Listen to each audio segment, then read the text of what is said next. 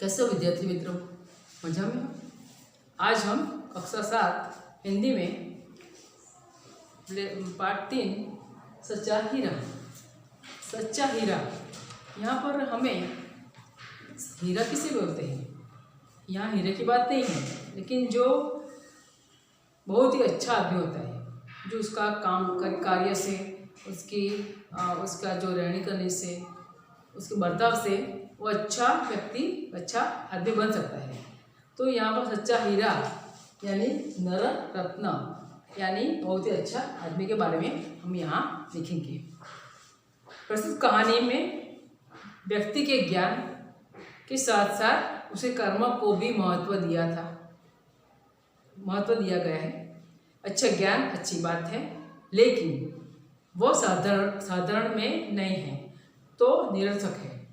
इस बात को रोचक तरीके से प्रस्तुत किया गया है।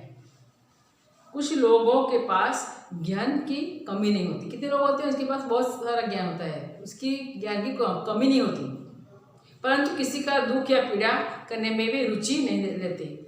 किसी का दुख होता है, किसी का पीड़ा होती है, तो उसमें उसको रुचि नहीं होती, उसको उस पर थोड़ा भी दया भाव नहीं होता। इसके विपरीत कुछ लोगों में विशेष ज्ञान या गुण होता है।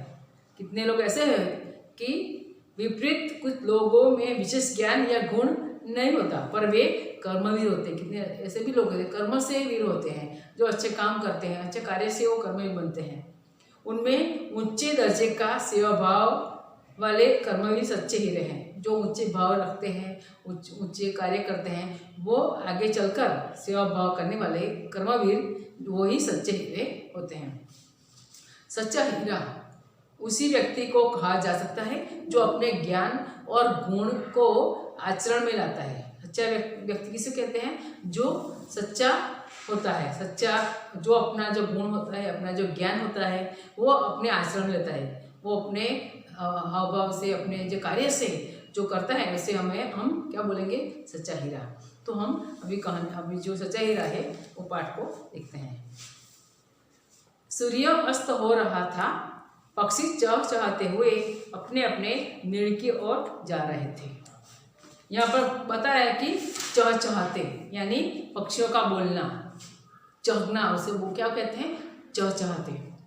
सूर्य अस्त हो गया था और पक्षी वहाँ पर, उस पक्षी का बोलना, आवाज़ करना, ऐसा यहाँ पर दिख रहा है। और पक्षी अपना जो घोंसला है उस तरफ जा रहे थे।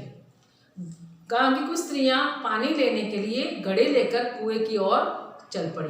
गांव की कुछ स्त्रियां होती हैं, वो सुबह सुबह पानी भरने कुएं की ओर जा रही है।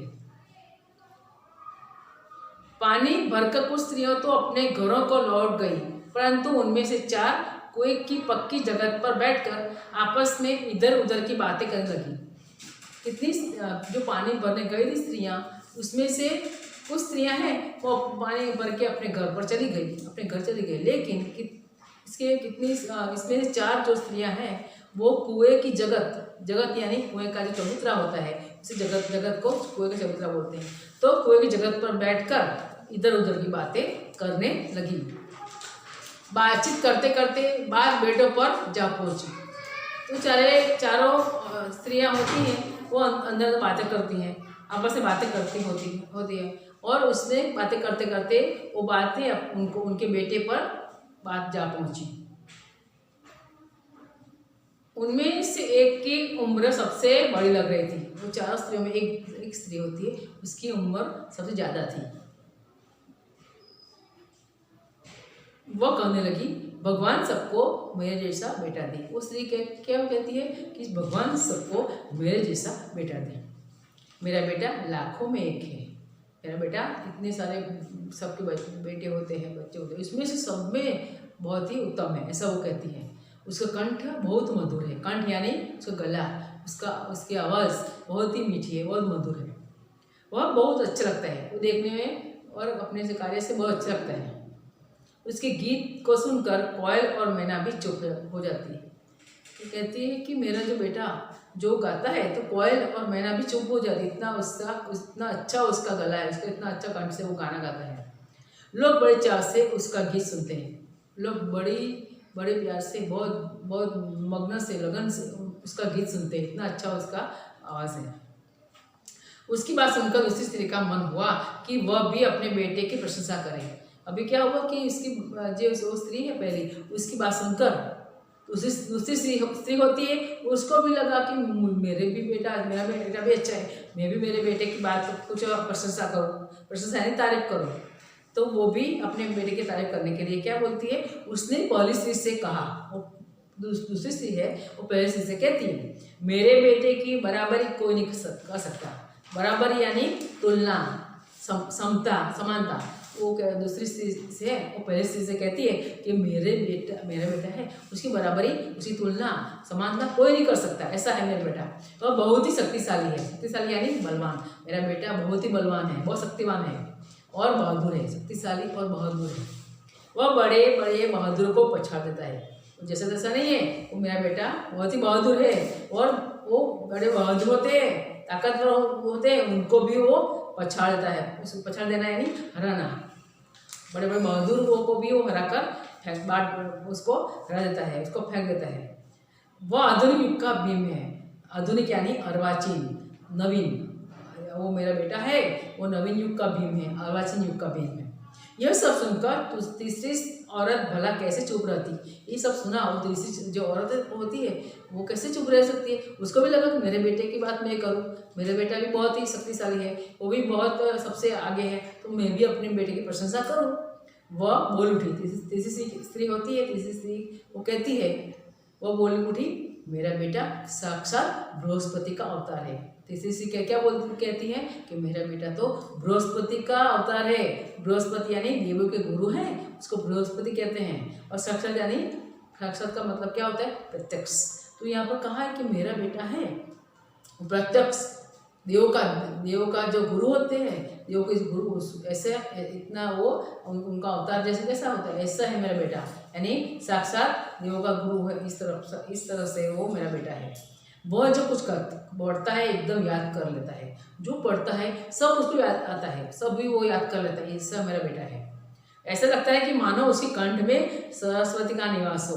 ऐसा लगता है कि इसको गला में, इसको जो वो बोलता है, जो कुछ कहता है, तो उसके गले में सरस्वती का निवास, सरस्वती यानी विद्या की देवी, और निवास यानी घर, रहने का स्थान उसको बोलते हैं कि निवास। तो यहाँ पर क्या कहा है कि ऐसा लगता है मेरा बेटा कि उसका कंठ है वो विद्या की देवी सरस्वती है, उसका वो निवास है, उसका घर ऐसा है, ऐसा वो उसके कंठ है, वो सरस्वती का निवास जैसा है। इस तरह अपने बेटे की प्रशंसा वो तीसरी स्त्री करती है।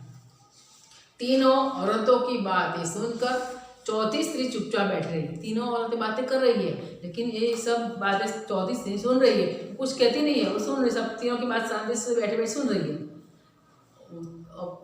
उसने अपने बेटे के बारे में कुछ न कहा, उसने अपने बेटे के बारे में कुछ कहा नहीं कि मेरा बेटा इतना बलवान है, इतना वो याद, उसको बहुत सब याद रहता है, ऐसे अच्छा कहता है, कुछ नहीं कहती, वो बस सुनती इस तीनों की बातें। पहली ने उसे टोकते हुए कहा, टोकना यानी रोकना, उसको पूछताछ करना कि तू कुछ कहती क्यों नहीं है। उस टोकते हुए कहा, कब तुम चुप क्यों हो। वो पहली स्त्री होती है, वो टोकते हुए कहती है कि तुम चुप क्यों हो, क्यों बहन तुम चुप हो, तुम भी तो अपने बेटे के बारे में कुछ बताओ। तो तीसरी स्त्री को जो बाकी औरतें थी, तीनों औरतें हैं, चौथी स्त्री को कहती हैं कि तुम तो सब तीनों की बातें तुमने सुनी और सबके बेटों के बारे में, तो आपके तुम्हारा भी बेटा है, उनके बारे में कुछ बताओ।